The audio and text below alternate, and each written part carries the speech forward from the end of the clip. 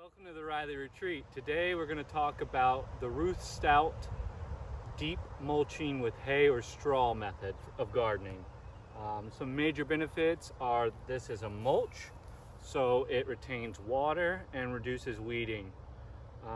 So this is my first year experimenting. We'll do a little harvest video as well, but I wanted to explain the basic premise and show you what we've done with it.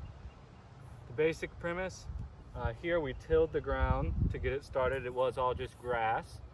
And then we went and got 2 bales of hay from a neighbor and just laid out 1 bale and made some makeshift rows.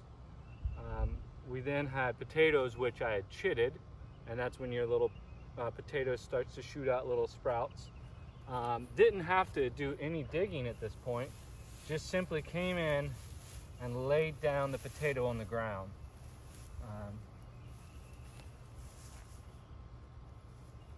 So I'm going to just pull this back and show you really quick.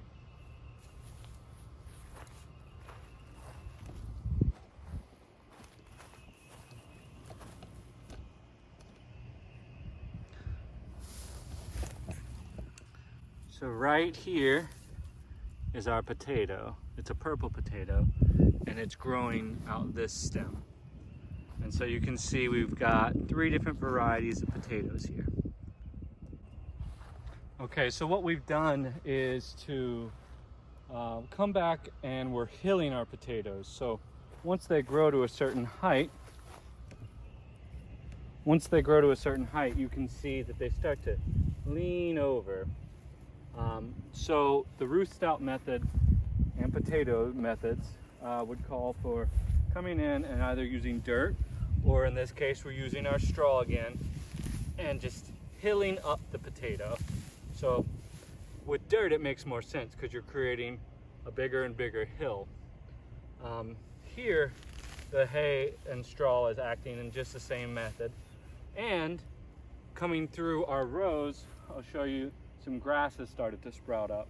So all we have to do to kill it is lay down another layer of the mulch. We also did this row of blueberries. This is a sharp blue variety. We waited until the end of the season and got these for $5 a piece at Lowe's. So we got our blueberries. We've already harvested about 10 berries. Watch out, self-sustainability, here we come. And in between I planted onions just to see how that would go. So blueberries, potatoes, onions. That's the whole potato patch. Okay, now we'll be planting sweet potatoes in the Ruth Stout beds. So what we've done is we created sweet potato slips. It's a very simple process. You get a sweet potato and you stick some toothpicks in it, and then maybe in the upper third, and then you submerge the rest in water. You wait a few months, and then out come these slips, sweet potato slips. What I did was just pop it off the sweet potato, and you stick this slip in some water and it grew some roots.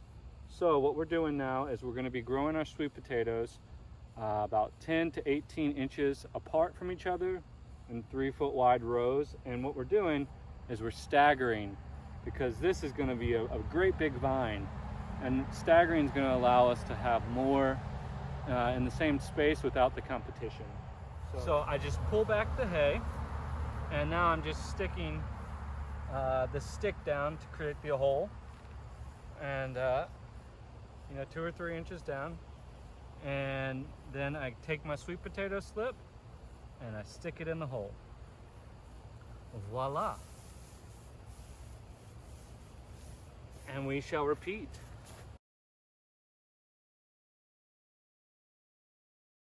Now, one thing to be careful with mulch, you want to make sure that as your plant grows, you give a little space between the mulch and the plant, because the mulch can create some rotting.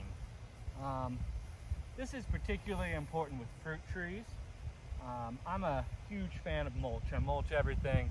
It just saves me water and weeding. And as you start to garden, you'll learn that that's the biggest task, next to getting a successful harvest and processing it so you can store it for a good while. All right.